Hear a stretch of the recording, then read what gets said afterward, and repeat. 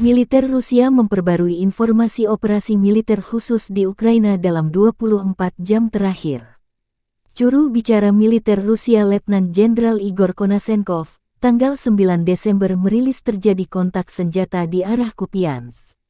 Rusia melanjutkan operasi ofensif. Pasukan penyerang dan angkatan udara Rusia menyerang area konsentrasi tenaga kerja dan peralatan militer Ukraina di dekat Sinkovka, Tabayevka, dan Brestovo, wilayah Kharkov. Lebih dari 40 prajurit Ukraina, 1 kendaraan tempur infanteri, dan 2 kendaraan bermotor dimusnahkan, kata Igor Konashenkov.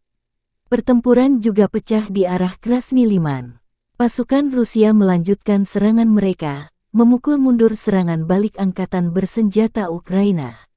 Akibat serangan tersebut, lebih dari 50 prajurit Ukraina, 2 kendaraan tempur infanteri, dan 4 truk pikap dinetralkan. Di arah Donetsk, lebih dari 30 prajurit Ukraina, 3 kendaraan tempur lapis baja, dan 2 truk pikap juga dihancurkan pasukan Rusia. Igor Konashenkov menyebut secara total, 341 pesawat terbang dan 181 helikopter, 2.643 kendaraan udara tak berawak, 392 sistem rudal pertahanan udara Ukraina sudah dinetralkan.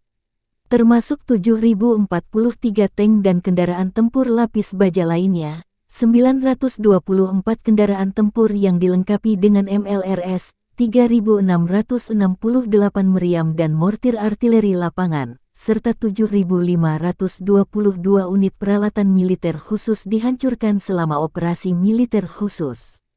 Dari kubu Kiev, Kementerian Pertahanan Ukraina merilis 310 prajurit Rusia tewas dalam 24 jam terakhir, termasuk 1 artileri dan 2 kendaraan logistik.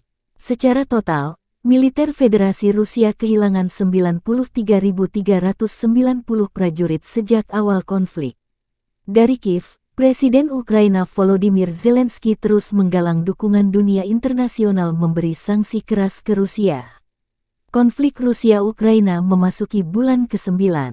Dua kubu belum menunjukkan itikat berdamai.